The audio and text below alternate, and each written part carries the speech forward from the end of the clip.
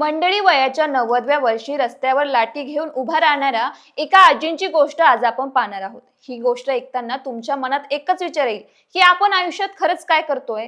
आज 8 मार्च जागतिक महिला दिन आणि आजच्या दिवशी आपण बोलणार आहोत पुण्याच्या त्या वॉरियर आजींबद्दल ज्यांनी कधीही परिस्थिती समोर गुडघे टेकवले नाही। बघूया संपूर्ण माहिती या व्हिडिओच्या माध्यमातून। नमस्कार, मी गीतांजली आणि आपण पाहत आहात दे दणका। मंडळी, शांताबाई पवार हे नाव आता फक्त पुण्यापुरतं राहिलेलं नाही तर संपूर्ण महाराष्ट्राला माहीत झालंय।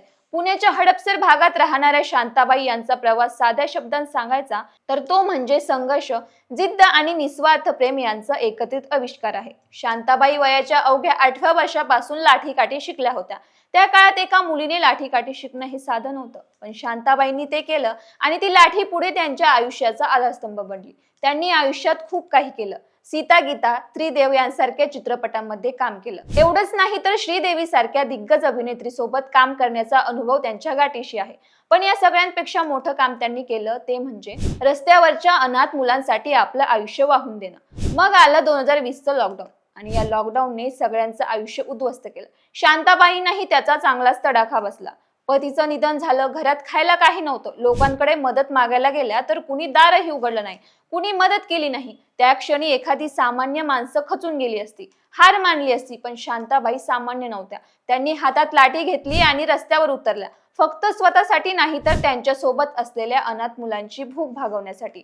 त्याच वेळी ऐश्वर्या नावाच्या एका मुलीने शांताबाईचा व्हिडिओ सोशल मीडियावर टाकला आणि त्यानंतर जे झालं ते आश्चर्यजनक होतं। तो व्हिडिओ बघता बघता व्हायरल झाला आणि रितेश देशमुख यांनी तो व्हिडिओ स्वतःच्या अकाउंटवरून वॉरियर आजी असं म्हणत शेअर केला आणि त्यानंतर शांताबाई पवार हे नाव घराघरात पोहोचलं। लोकांना प्रश्न पडला की ही आजी कोण आहे, वयाच्या 90व्या वर्षी रस्त्यावर लाठी घेऊन काय करते। आणि जेव्हा त्यांची गोष्ट समजली तेव्हा संपूर्ण महाराष्ट्र त्यांच्यासाठी उभा राहिला। इंडियन आयडलच्या शो मध्ये जेव्हा शांताबाईंना बोलवण्यात आलं तेव्हा त्यांचा जीवन प्रवास ऐकून नेहा कक्कर खूप भावुक झाल्या आणि त्यांनी शांताबाईंना 1 लाख रुपयांची मदत केली। सोनू सूद यांनीही त्यांना आधार दिला। शांताबाईंना बऱ्याचशा शो मध्ये बोलावून सन्मानित करून पुरस्कार, मेडल्स देण्यात आले। पण शांताबाईंनी हे सगळं स्वीकारताना एक गोष्ट स्पष्टपणे सांगितली की हे पैसे, ही मदत, हे पुरस्कार माझ्यासाठी नाहीत, हे सर्व माझ्या मुलांसाठी आहे। आजही वयाच्या 90व्या वर्षी शांताबाई थांबलेल्या नाहीत।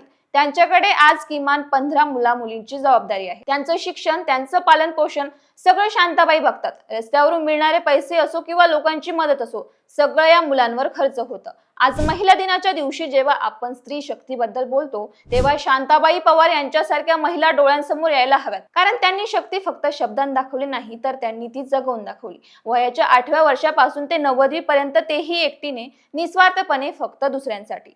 बाकी तुम्हाला व्हिडिओ कसा वाटला आम्हाला कमेंट मध्ये नक्की सांगा आणि दे दणकाला सबस्क्राईब करायला विसरू नका।